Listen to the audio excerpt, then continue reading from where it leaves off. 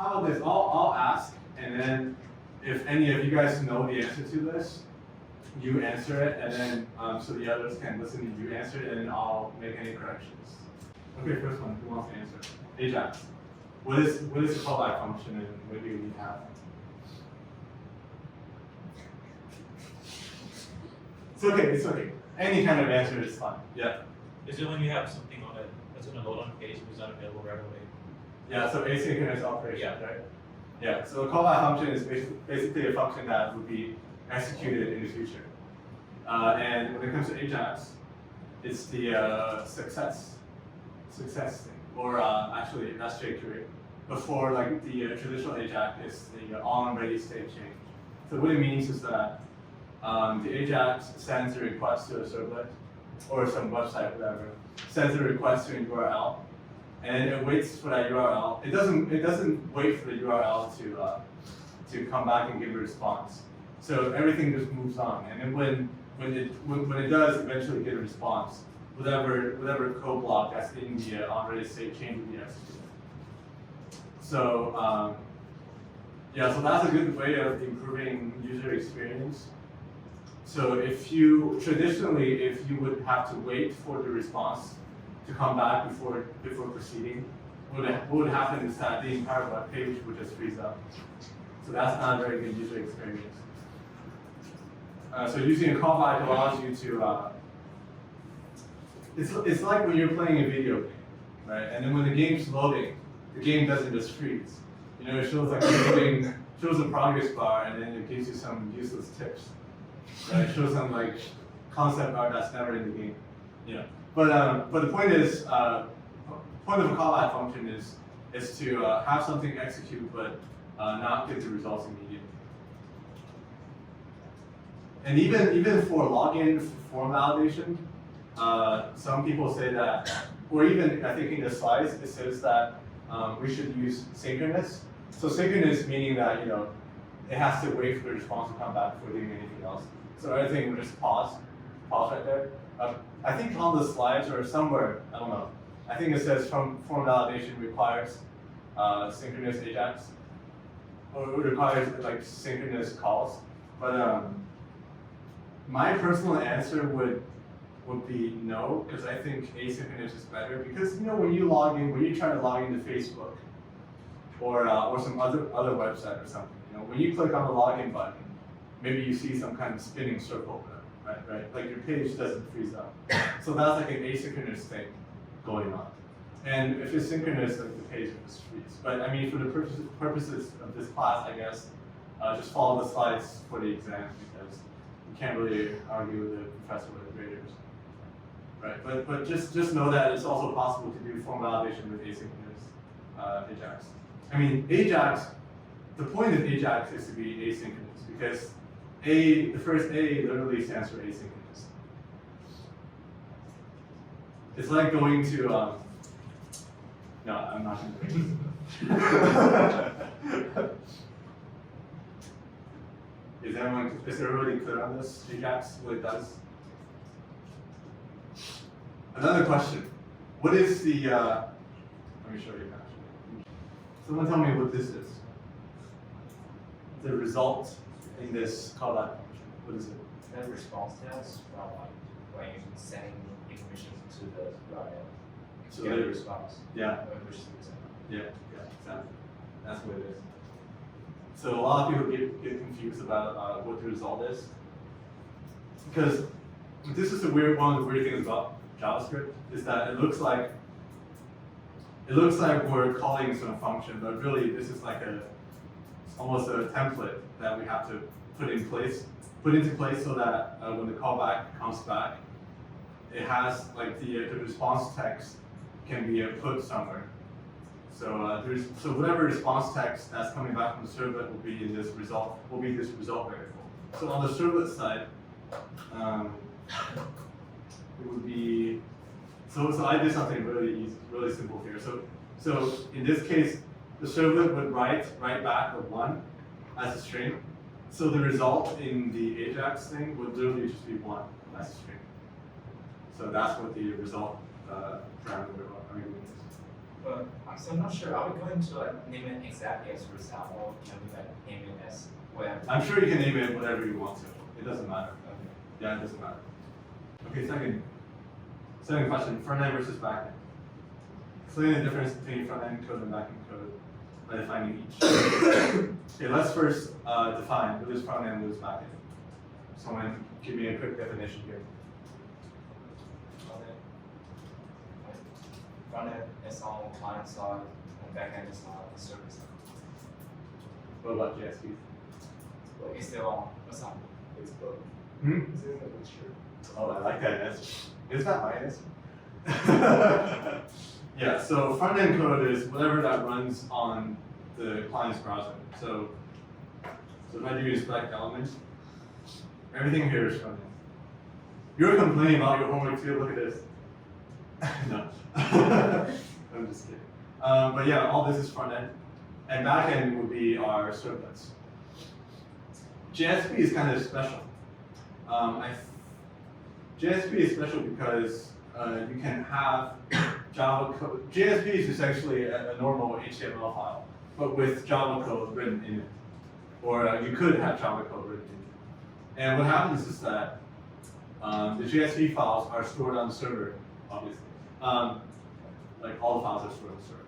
And before the JSP file gets sent to the client, gets sent to the front end to the browser, the server compiles it, and then executes whatever Java code that's in the JSP, and turns whatever variable into like concrete values, and then kind of translate them into like front. Because you can have loops to like loop out tables with JSP code, so it kind of runs that loop and kind of makes that table for you. But instead of like Java source code, it figures out what the value is and actually gives you a table filled with actual values.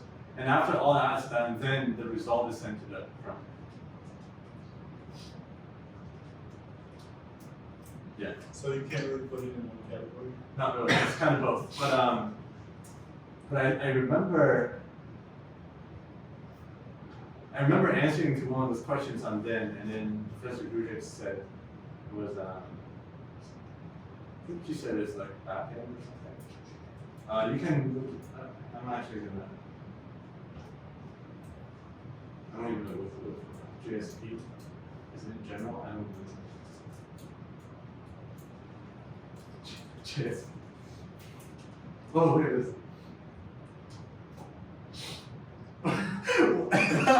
Wait. Negative one.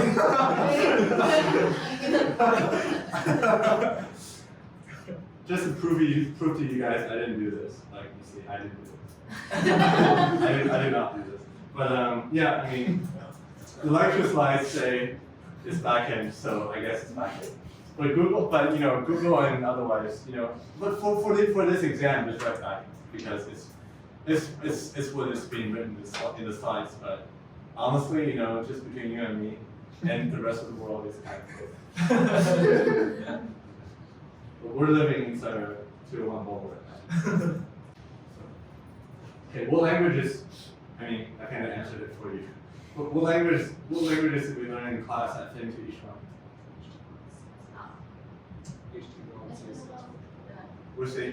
So what's front end languages? What are front end languages?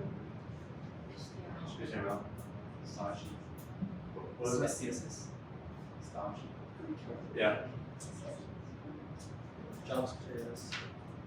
Yeah, that's a good one. Because JavaScript is, and this is one of the reasons why it's a better idea to do form validation on the service. Because it usually can just go into the browser and disable JavaScript. Yeah. So does CSS count as a language? It goes with HTML, so just writing HTML is enough.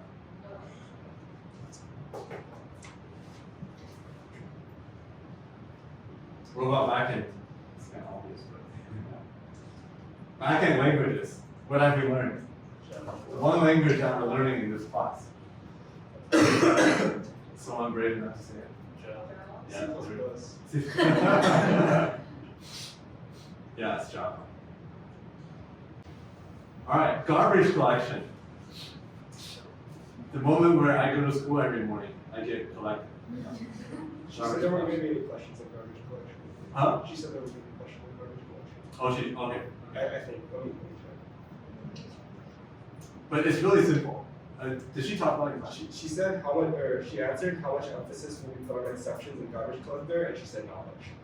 So, Not much. so like, Wait, also No, exception. No, this is really simple. This is like a really simple thing. This is like 3 points. This 1% is free. So someone tells of course, is a good discussion. someone wants to take it. Did you guys really talk about garbage collection in class? Not kind of. Isn't it using a stack or something and it goes through memory value? You don't have to worry about the stack thing. That's like way too deep. Okay, someone tell me when does the garbage get collected? At the end. The garbage collection runs on a low priority thread. So it just kind of happens once in a while. But yeah, all you have to know is that what is actually happening is scanning for memory that are no longer being referenced, and it kind of close it out.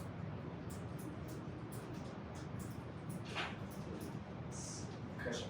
Yeah. I remember in class you said that like when like call system.gc like we manually called it and it was done not to call the garbage collection. It only suggests to the system to So run the garbage collector. Java automatically is. Yeah, but running system.gc or something, it makes a stronger suggestion. Like, please jump out of the window, but I'm not gonna throw you off. You know, that kind of thing. Because garbage collector runs on a low priority thread. So what calling system.gc does is that it temporarily kind of raises its priority. But it's still kind of random because you know when you get the threading, you know you have no control over which thread is being randomly chosen to execute. So you can only make it more likely to be run immediately, but you can't make it run immediately. Okay, that's pretty much all the question. How do you manipulate some HTML content in JavaScript? How do you like change the content of some div or some span, anchor, whatever, image? get that by and asking. Document.get by or you can be like, or you can, you know, be a big brain person and then do a script tag at the top, import jQuery. And then so just do document.get element by ID. And then that's how you get an element. And then you can do like .src for like the images or other stuff. Just wondering, do we need another like dot inner HTML? That depends. So .inner HTML literally, because, yeah, let me show you this. Because what .inner HTML does is you can literally kind of hard code things almost. So when you're trying to generate a table, The answer key says user HTML. The answer key says user HTML. yeah, I'm just saying because let's say you're trying to generate a table, right? You can either do the table, like get the table element and then .inner HTML and then just start writing TDs and TRs yourself. Or another way with JavaScript is that you can do like table.insert row and then row.insert cell, that kind of stuff. That also works. But we don't talk about these in class. So just, yeah, I guess just do inner HTML. You see, when you know too much, it's annoying. Too big brain for the class. Yeah, just play it safe. Oh, you know what? Just do it to a div. Nothing can go wrong. Yeah. Or do it to like to a span or to a paragraph. Like nothing can go wrong doing that. Or an H1. They did it to a div. Yeah, do it to a div. Nothing can go wrong with a div. And you also have to write your own code. Just open bracket div, and then don't forget the ID too. And by the way, in CSS, make sure you just in case they make you write some CSS code, make sure you remember which ones for the class and which ones for the ID, like the dot versus the comma or the hashtag. That's a good thing to have on your cheat sheet because I usually get confused.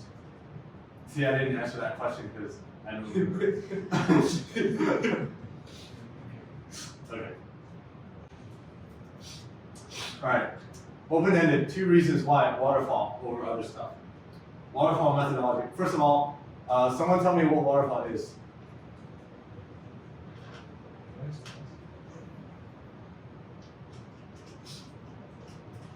Water falling from a high place to a low place. No. What is the waterfall methodology? Anyone? Any brave soul? Let's go. You're looking at me like you have the answers. I don't have the answer. No. What about Izzy? Well, the waterfall methodology is just one methodology in which you can approach doing a project. So it's based on a lot of documentation as opposed to something like Agile. So you want to go through all of the specifics before you launch into the implementation. So for instance, you'll have your high-level requirements, your technical requirements, and go through all of those things to make sure that it's very structured. And people prefer it because it can be helpful to mark your progress better, as opposed to something like Agile, where if you're constantly iterating, then you can't really see what changes that you've made over time. It could also help you save money because to your customer you present everything up front as opposed to like shifting things over time, I think. But usually, I'm guessing when that happens, you kind of charge the customer more. Yeah. Well, I read something on like previous midterms, and it said like Yeah. the cost-based thing, and then yeah. Yeah, that's very much correct. So waterfall is basically you don't go to the next stage of development until you finish the previous stage completely. So you do all your requirements first, you finish it, and then you move on to like whatever the next phase is, like development, whatever. You finish it, and you do testing, and you finish it, and you just deliver one. Like the ideal waterfall product delivery, like there's just one delivery, and that's it. So as opposed to Agile, right? You constantly work with the customer. You give them the first deliverable is usually an MVP, so minimally viable product. I think. Yeah. So the first deliverable for like an agile product is usually kind of broken. Like it just has like a very bare bones functionalities, and then you just kind of keep iterating and then communicating with the customers. And your requirements may change over time too, as opposed to waterfall, where you kind of lock everything down at the very beginning and you just keep working on.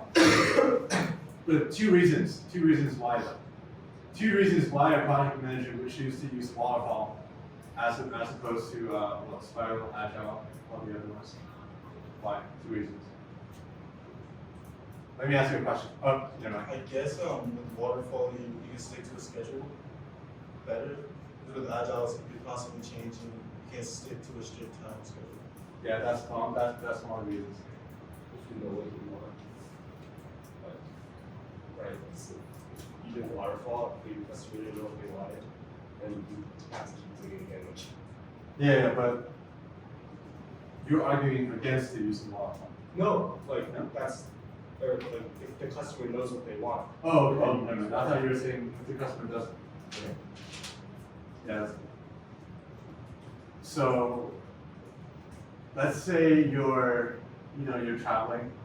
Many of the people in this room can relate. 13-hour plane flights across the Pacific, right? Would you feel comfortable sitting in the plane whose autopilot was written with like agile methodology?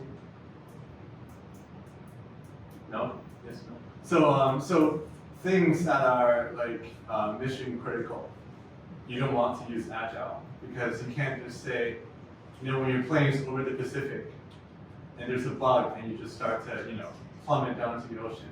It's too bad there's a bug. We'll fix it next time. We'll fix it the next time. Right? You can't do that. It has to be, the first deliverable has to be on point. So that's when you should use waterfall. Okay. And agile is more suited to I was going to say apps, which is true, right? So when you're developing a product that's kind of for like the everyday user, you kind of want to get feedback, and then you want to keep improving on it. And that's why, you know, your phone always has those updates. App Store, all the apps on your phone, they always have updates because we're constantly, you know, reiterating and then fixing bugs, creating new features. They actually have some beta testing, so, which is, you know, it could be private, it could be like small scale public beta testing, but you guys don't get to see it. But what happens is that they gather feedback, and then the devs then go and make changes and then push out another beta, and then they finally push out the final version, which is actually still a beta, but it's just for everyone to use and then for like the mass public to get given feedback.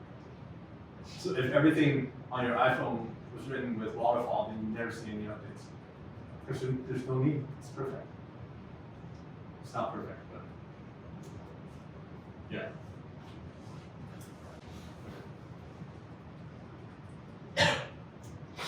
Get versus post. Everything is in the URL versus documents in the URL. You like the stuff you submit. Where is it though? It's not in the URL.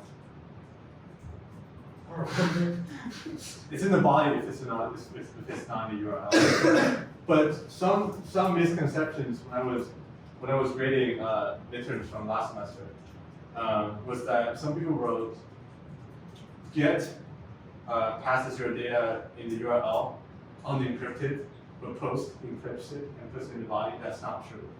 It's just plain text in the body. There's no encryption.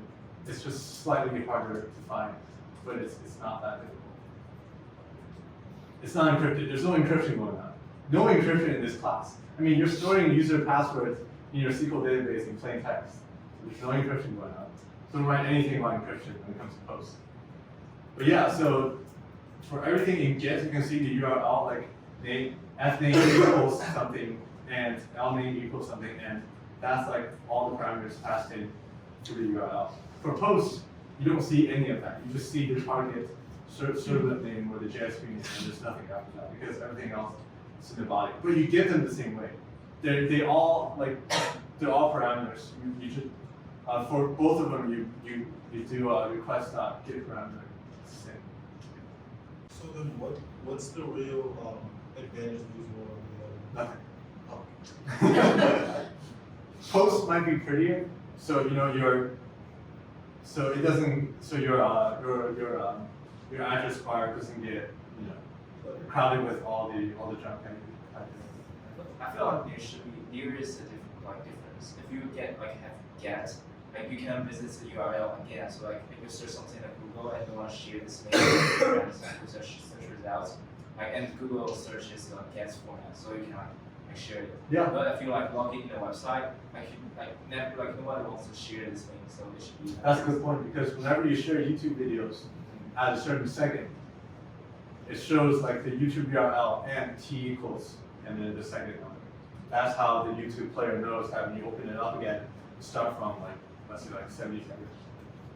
That's a good point. To access the data that you send in post, do you do it the same way? Same way. Request.get parameter, same way. Like the servlet abstracts away like whatever body versus URL you have to deal with and puts everything inside the request object. Networking, why do you need both IP addresses and ports?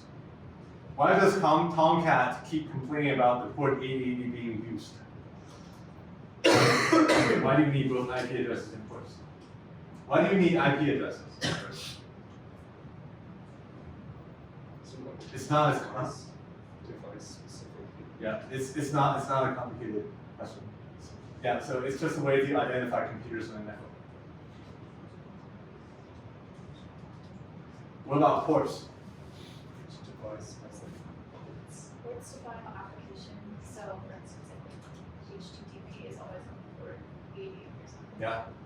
Yeah, so if you don't have ports, if you only have one port for each computer, then each computer can only run one application.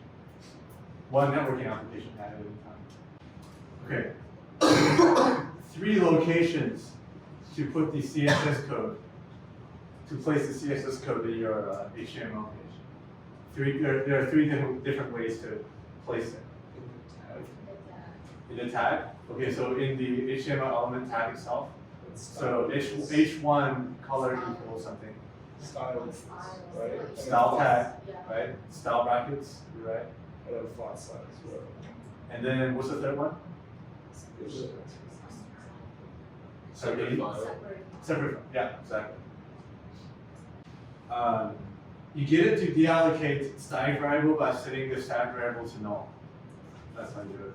Because you can't do it otherwise, because static variables, keep in mind, they're static, which means that they're global, so they never go out of scope, no matter what you do. So they're not going to be, they're usually not going to be cleared until the program terminates.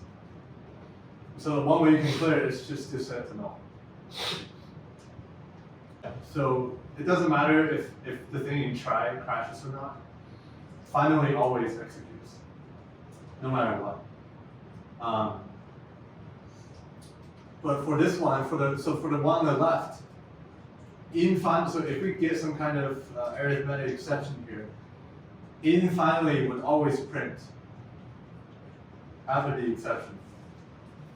But for this one, there's a shit. It's probably not going to print not in finally. But if no exception happens, Yeah, if there's no exception, then you know everything's fine. So we always catch a general exception. In your main method, just try everything you do and catch exception. Finally, we return 0. Huh? We return. Return 0.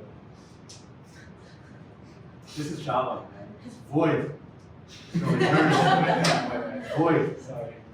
You're in the wrong class. but We're I not think almost there's like- a method called like active, and you can put 0 in it. Sorry, what? Like there's a method called active, and you can Oh, put system not exit. yeah. Yeah, then you can put like an exit. 0. code in You it. can put 0. You know, there's actually a way to call a function after the program terminates, like a shutdown hook. So it happens during shutdown phase. Anyway, it's like when you Control C something in your terminal and it doesn't stop. It keeps cleaning up. That's what happens. That's not cool. So just know we'll finally does. After you catch the error and then it prints out a message or whatever is in the catch block, then the program terminates. Okay, the program, if it catches whatever is the catch block, the program doesn't terminate, it moves on. But if it catches something that is not in the catch block, if it catches, okay, so everything in the catch block, all the kinds of errors that we're required to put into the catch block in order for the program to compile are compile time exceptions, right? They're the ones that are more likely to happen, but there are also runtime exceptions, like no pointer exceptions. No pointer exceptions can always happen, especially in this case, where the argument where the first two arguments you can just pass in no argument, and they would actually, I think they would actually throw index out of bounds exception, not even no pointer exception. And that's a runtime exception, because during compile time, you don't know what the user's going to do. You don't know if the index is going to go out of bounds. So if that happens and there's no corresponding catch block in order to catch it, then the program is just going to kind of crash. It's not going to crash per se. So what happens is that if an exception that it cannot handle by itself occurs, it's just going to throw it up the stack and let its parent handle it. But in this case, since we're in the main method, we called it, so it just throws it to us. It gives like a bunch of stack trays, right? So that's the reason why actually when you look at your HTTP servlets, see how it does throws. It means that these two exceptions are possible, and the servlet is not going to deal with them here. They're going to deal with it elsewhere. The parent is going to deal with it. Whoever the servlet's parent is going to deal with those exceptions. Yeah, but just know that finally it always executes.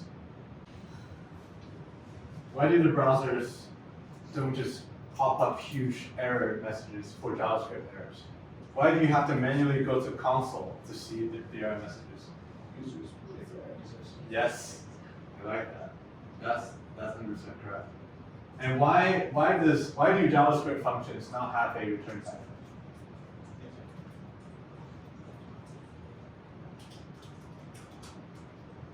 Why do they not have return types? Because JavaScript is not an explicitly typed language, a strongly typed language, rather. So you may have noticed that when you declare stuff in JavaScript, you do var. You don't do int, or you don't do any of that, you do var.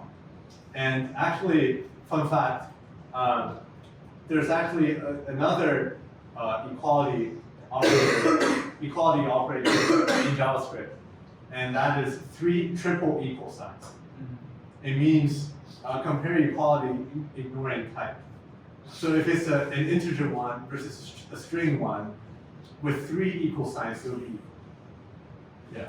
So that's one of the quirks about JavaScript. Some people like it because I guess it gives it more flexibility, but it also makes it a lot easier for you to make mistakes because the compiler is not there to protect you from making weird things happen. Agile. Why agile? Why agile over waterfall? That's a little thing about it. That's a good one. I'm not sure if that's a good one. That is a valid one. Like I would give you points, but that's just me. I'm powerless. Yeah. It allows you to adjust your plan as you go on. Yeah. It also allows you to communicate with the customers and constantly improve the product. Plus, you can get a product out more quickly, although it's a more primitive product, but at least you can get something out more quickly. So for waterfall, literally like nothing's gonna happen for like 10 years, and then suddenly there's gonna be a product. But for agile, there's like version, like beta 0.1, 0.2, 0.3, it's gonna keep coming out. Waterfall, nothing. Someone tell me how to generate those tables. Yeah, I mean. No, I just have a question. Okay. I'm still kind of confused on. Agile? No, foreign keys. Foreign keys, okay. Okay, foreign keys. What foreign key is saying is that I do have a pointer. Not a pointer. But so what a foreign key is saying is that, let me find the foreign key. Student ID that doesn't have to be forward. Let's do gender ID. Okay. So when you're making the student table, the student ID will be the primary key, and it auto increments. Obviously, because it's 1, 2, 3, 4, 5. And when you're inserting new stuff in this table, you only have to insert name and gender ID. You don't have to insert student ID, but you could. You could insert. You could if you want to. But If you inserted like a student ID and it's like 50, would the next one be 50? I'm not sure. You can try it, but that question's never been asked before. Okay. Into a one, not in the world. But you can try it. That's a good thought experiment. But when you're making a student table, the student ID is the primary key. Name is just varchar, whatever, right? Probably you don't want it to be null because you want the students to have a name. The gender ID obviously is going to be an int. There's like small and big int, but we don't have to worry about that. Let's just do int. Int 1 because there's only one digit, right? And this is a foreign key that references this table. Now, what does that mean? It means that whenever you're inserting gender ID, the value of this gender ID has to be one of those values. Otherwise, it's going to give you an error. So a foreign key is essentially they don't teach you the syntax until 1, but usually at other times there's usually a keyword called constraint before the foreign key. So foreign keys are essentially constraints that kind of limits what you can insert as values for that field. So we only have 3 genders here. Male, female, male, and decline the answer, which is me. But okay. But for the gender ID, so what that means is that for the gender ID, you can only do 1, 2, or 3. If you try to insert 4, you're going to get a SQL exception, saying that cannot satisfy foreign key constraint or something. That's what it means. Is that a good explanation? Or Basically, your references. Do foreign keys always have to reference a primary key? Yeah. I believe so. Yeah. Are the primary keys always the first column? Not necessarily. I don't think so. So how do you know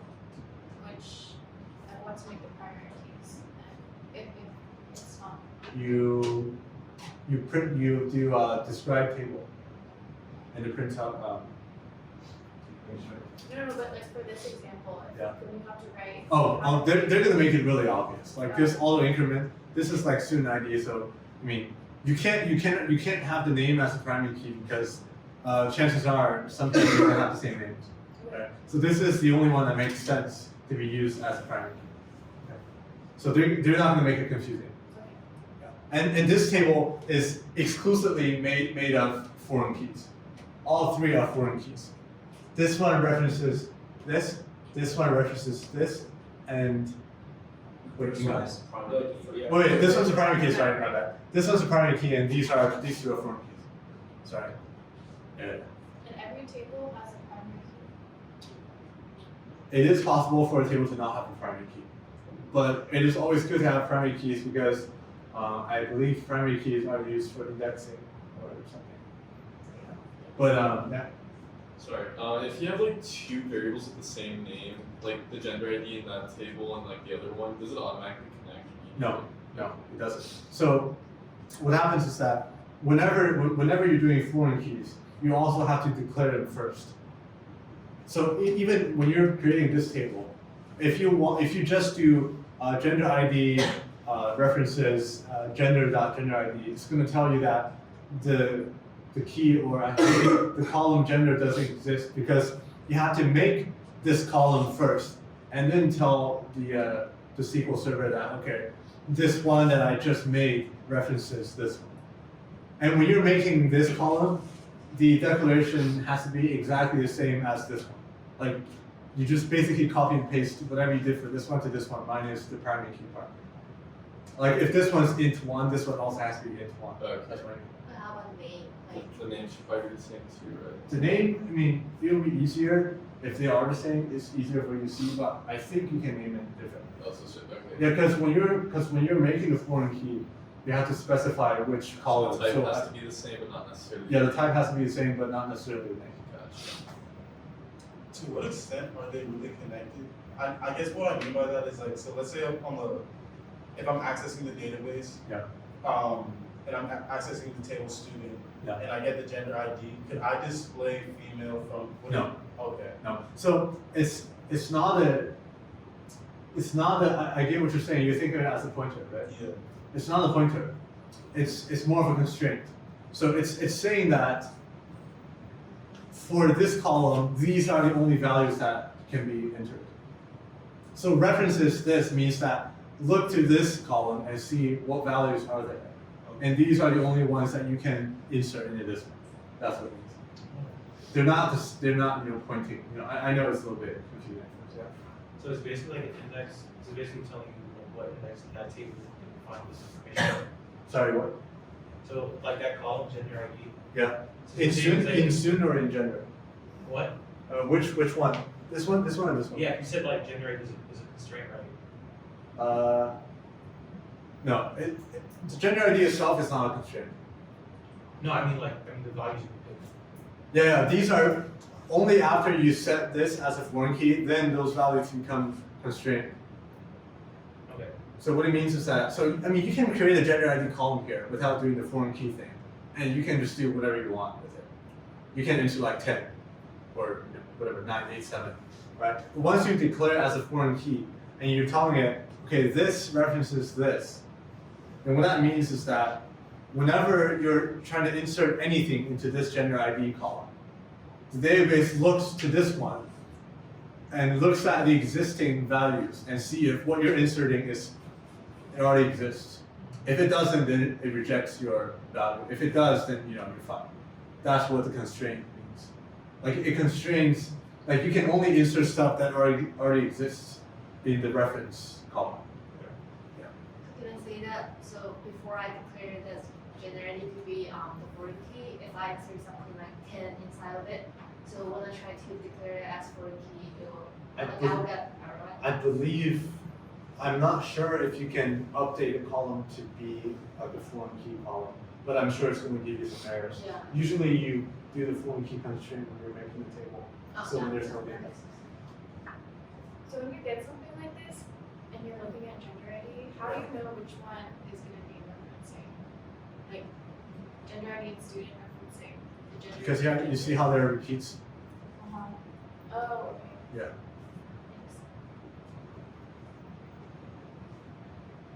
Yeah, usually it's really obvious. Look, these are all like auto increment stuff.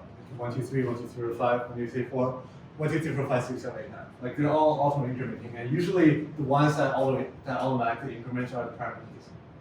And they're usually by convention, they're like the one on the left. Oh, and look, I have to stress this. Do not worry about populating any of the tables. So many people last semester filled up the entire page, and in the next page, inserting all the values into the table. Don't do that. Do not do that. For this one, and this one too actually, write the SQL query to display the following table. This question is referencing the previous question. Some people, what they also did was they made a table like this and inserted every single row. That's not what we're looking for. What we're looking for is how do you generate this table by using select state, like the select action, then pulling data from those 4 tables.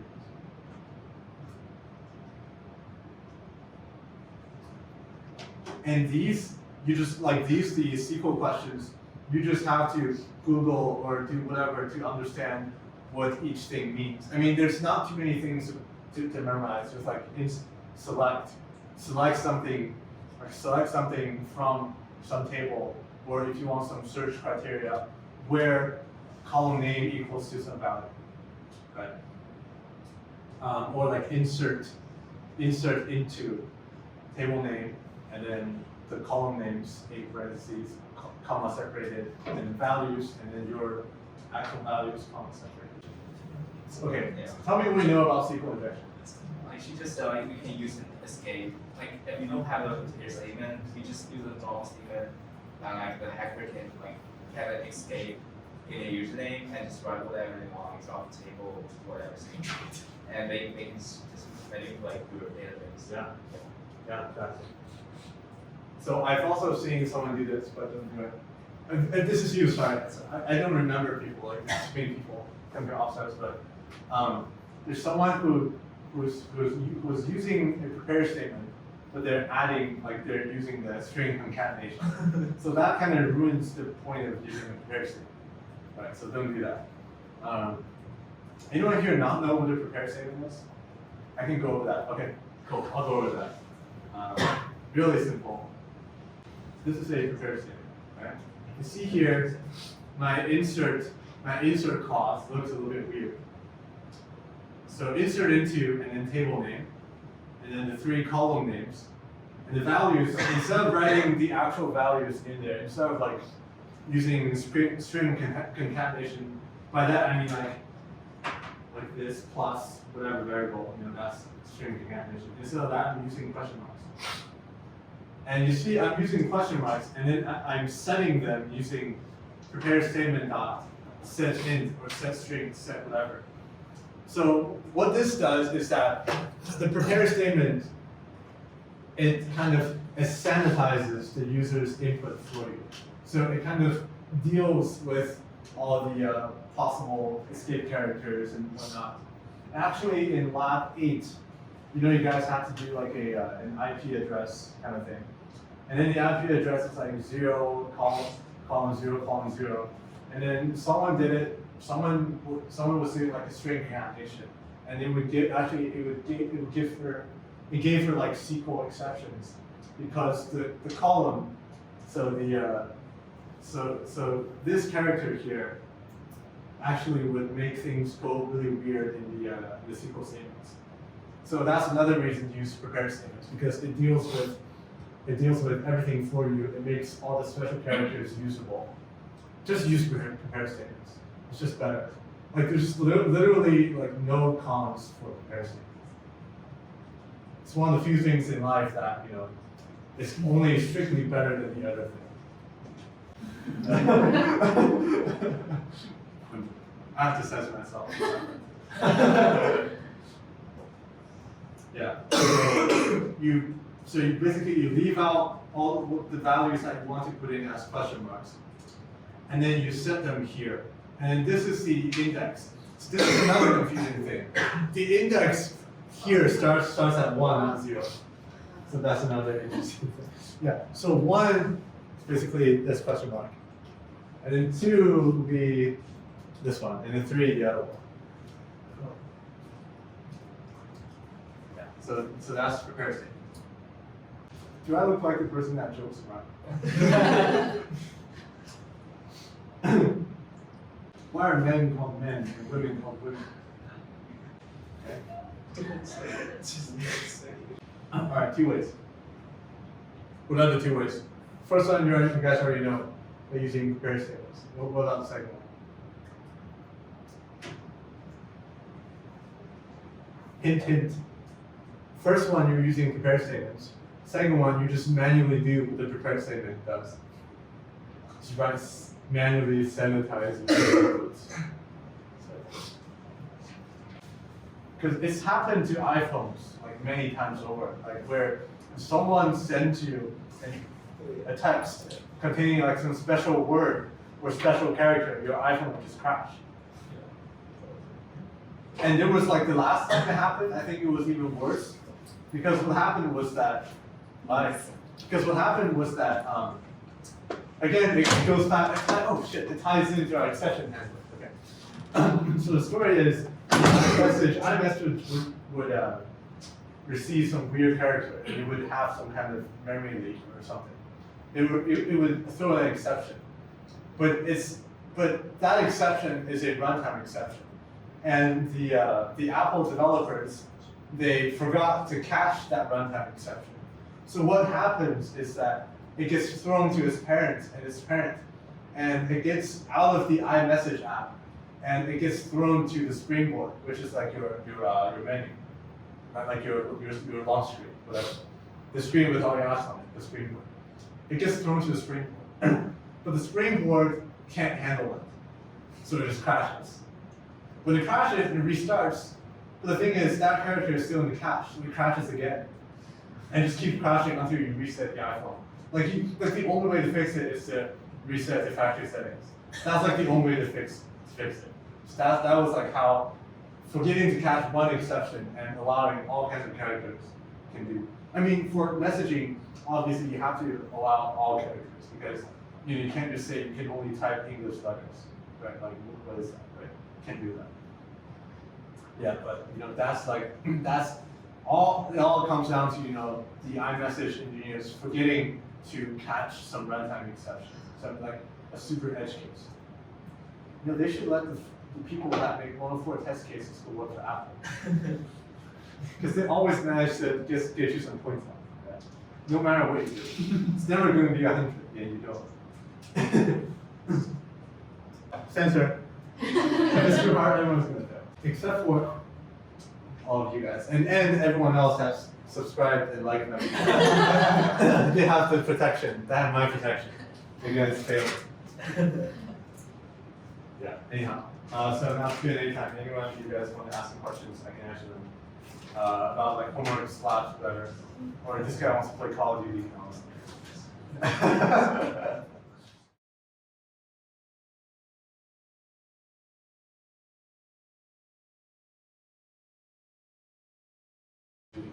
Because you guys covered Like, what? see, censor me. Please.